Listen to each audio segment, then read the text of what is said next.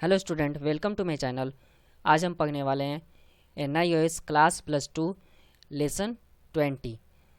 Political science का है ये लेसन 20 है, regionalism and regional parties. Regionalism किसी भी एरिया को बढ़ावा देना होता है और रीजनल पार्टीज़ एरिया के अकॉर्डिंग होती है। लाइक आपकी लालू की पार्टी यूपी बिहार में, यूपी में अखिलेश की पार्टी, तो ऐसी पार्टी मायावती की है यूपी में, आपकी पंजाब से अकाली दल है। तो इन्हीं पार्टीज़ को कहते हैं हम रीजनल पार्टीज़, जो किसी एक एरिया में ही पावरफुल होती है, स्टेट में या पूरे नेशन में पावरफुल नहीं होता। इस पार्टी का पावर सिर्फ एक ही स्टेट तक होता है। तो ये एक स्पेशल पर्सपेक्टिव है जिसको आपको समझ में आ चुका होगा। सबसे पहले हम करने वाले हैं पैटर्न। पैटर्न में आपको 2-3 चीज़ पता लगेगा। एक तो आपके कितने क्वेश्चन आने वाले हैं, कितने मार्क्स के आने वाले हैं, और टोटल क्वेश्चन कितना होगा, टाइम कितना होगा, इन सवालों के आपके जवाब मिल जाएंगे। रीजनल इम्बैलेंस इन इंडिया, जो रीजनलिज्म है उसने इंडिया को इम्बैलेंस किया, वो क्यों किया वो समझ में आएगा कि वो क्या है एस्पेक्ट।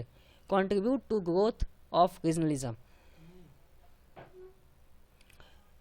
जो कंट्रीब्यूट हुआ है रीजनलिज्म के ग्रोथ के लिए वो आपको पता लगेगा कि किस किसने कंट्रीब्यूट किया है, कैसे किया है, वो पता लगेगा। डेवलपमेंट ऑफ रीजनलिज्म, कि रीजनलिज्म का डेवलपमेंट कैसे हुआ, इन सारे सवालों के जवाब आपको मिल जाएंगे। सबसे पहले देखते हैं आपके पैटर्न। पैटर्न में मैंने बोला था कि आपको क्वेश्चन के टाइप पता लगेगा। तो आपके पेपर में क्वेश्चन 3 टाइप्स के होते हैं, 5 मार्क्स, 8 मार्क्स, 2 मार्क्स के। क्वेश्चन 23 होएगा, मार्क्स 100 होएगा, टाइम 3 घंटे। पेपर में वर्ड लिमिट नहीं है, लेकिन हर एक क्वेश्चन को बैलेंस बना कर लिखनी है। ऐसा नहीं करना है कि 5 नंबर में 6-7 पेज भर दिया, 3-4 पेज भी भर दिया, अब उसके बाद 2 नंबर में भी उतना ही भगे, तो ये इम्बैलेंस हो गया। 2 नंबर में 2 नंबर के अकॉर्डिंग लिखना है। स्पेशली पॉइंट टू पॉइंट लिखिए, मार्क्स मिल जाएंगे। 5 में 8 पॉइंट, 7 पॉइंट, 2 में 3 पॉइंट और 8 नंबर में 10 से 12 पॉइंट। ये एक पैटर्न है नॉर्मली, इसके अकॉर्डिंग चलेंगे तो मार्क्स मिलेगा। एक बार फिर से देखते हैं lesson 20 regionalism and regional parties. पहला क्वेश्चन हमारा है, suggest any 4 measure to correct और रिड्यूस रीजनलिज्म। रीजनलिज्म इम्बैलेंस है, उसको ख़त्म कैसे करना है इंडिया से।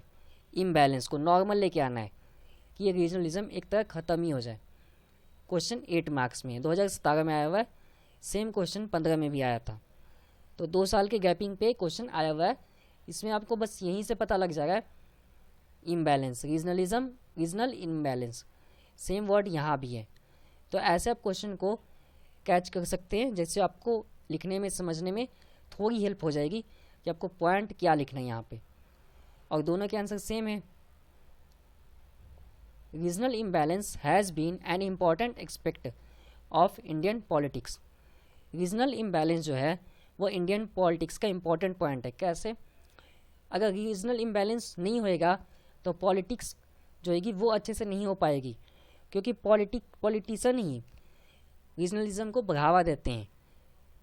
Sometimes it has also posed threat to country, कई बार ऐसा भी होता है कि देश के लिए भी यह हानिकारक और खतरा बन जाते हैं।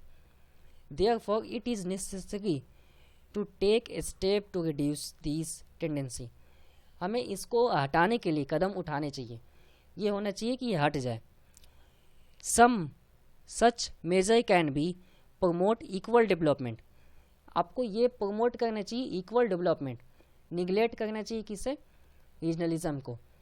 ये निगलेक्ट एरियाज लिखा है, यहाँ पे रीजनलिज्म भी आप लिख सकते हैं। Consider them self a part of the nation main stream, national main stream क्या होना चाहिए? नेशनल को प्रमोट करना है, एक नेशन को, राष्ट्र को। The central government should not be interfere in the affairs of the state, राज्य के काम में सेंट्रल गवर्नमेंट को इंटरफेरेंस नहीं करनी चाहिए, दखल अंदाजी नहीं देनी चाहिए, काम करने देना चाहिए।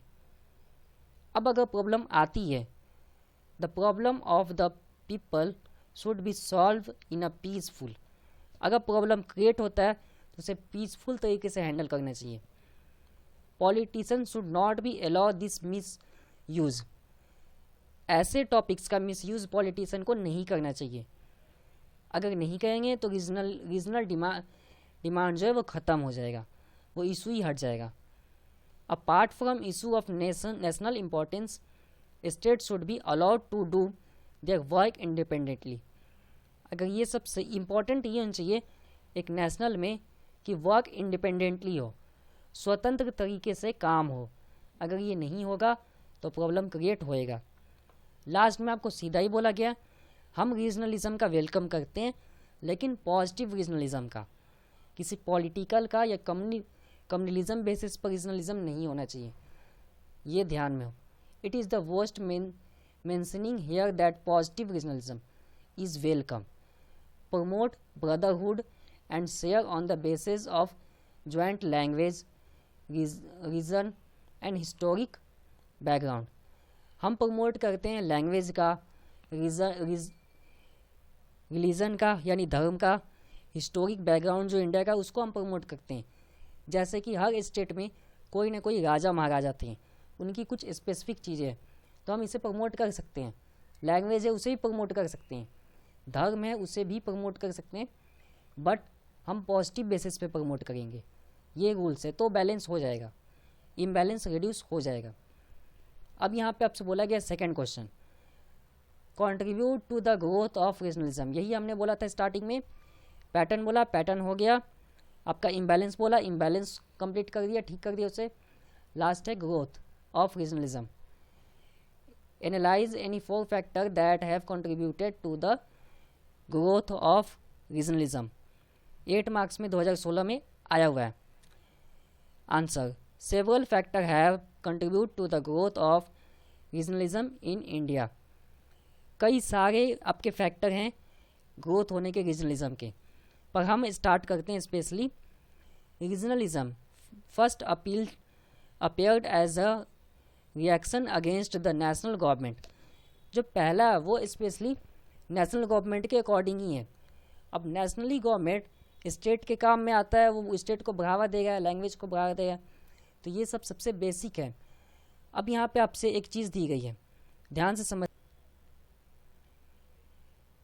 स्पेशली जो कल्चरल है, पैरडिंग on the all people and groups, यहाँ पे स्पेशली एक बनाया जाता है कल्चर सिस्टम को उठा के पूरे रीजनलिज्म को डेवलप करने की कोशिश की जाती है।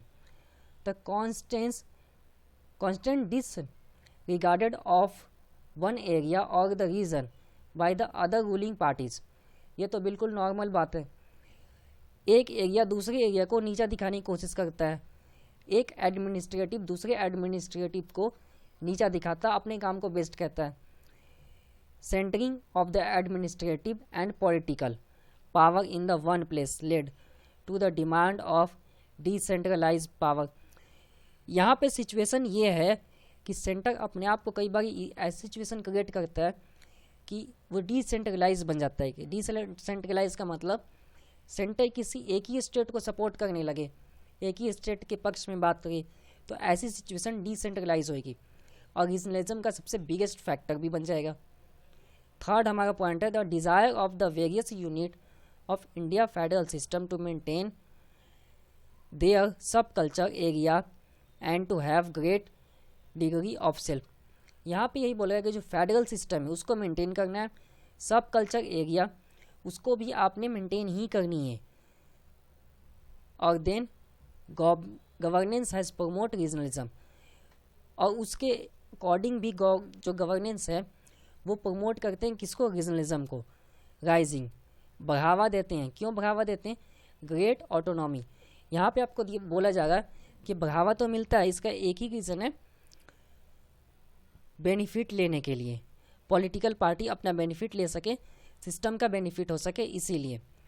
The desire of capture of the power of fourth regional arty associate fourth regional aristocracy has also given rise to regionalism. यहाँ पे यही बोला गया है, जो चौथा सबसे मेन कारण है वो यही है कि रीजनलिज्म बढ़ावा होता कैसे, वो समझिए आप। It is well known that DMK please come DMK political parties like Akali Dal, Telugu Desam, Assam Ganga परिषद, ये एक एग्जाम्पल है कि ये बढ़ावा कैसे होता है।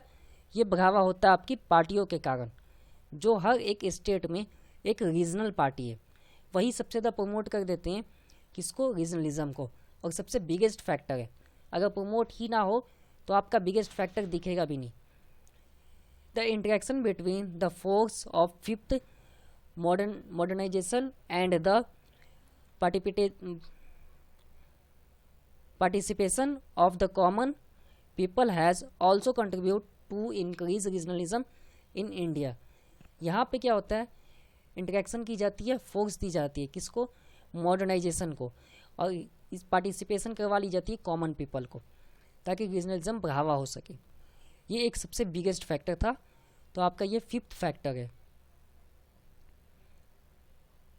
तो आपके फैक्टर वाले भी क्वेश्चन कंप्लीट हो गए। यहाँ पे आपसे लास्ट पूछा गया था डेवलपमेंट, जो मैंने स्टार्टिंग में आपको कहा था कि डेवलपमेंट पे आपको बताना है। Trace the development of regionalism in India 5 number में है 2012 में। ट्रेस का मतलब ऐसा नहीं किसी को पकड़ना है, ट्रेस का मतलब है ऐसी ट्रेसिंग करनी है, एक नक्शा बनाना है, रूपरेखा खींचनी है। यहाँ पे हिंदी में भी लिखा है रूपरेखा खींचिए। ऐसी रूपरेखा बनानी है जिससे पता लग जाए कि रीजनलिज्म आखिर हो कैसे गया, मेन फिनोमिना क्या है उसका। Development of regionalism in India. Regionalism is not a new phenomena in the Indian political system. ये कोई न्यू फिनोमिना तो नहीं है, ये पहले ही से है regionalism. In the pre independence day, यहाँ पे एक स्टोरी दी गई है। जब ब्रिटिश थे उन्होंने इंकरेज किया किससे, इंडियंस को, स्टेट वाइज बोला कि हर किसी की पावर अलग है, मूवमेंट अलग है, उसके बाद उनके रिसोर्सेस अलग हैं, तो वो दूसरे एरिया को अपनी पावर रिसोर्सेस क्यों दे, क्योंकि ब्रिटिश को पता था अगर सब एक हो जाएंगे तो ब्रिटिश का जो है शासन ख़त्म हो जाएगा, उनकी सारी पावर चली जाएगी। इसलिए ब्रिटिश ऐसा कर रहे थे, रीजनलिज्म को बढ़ावा दे रहे थे।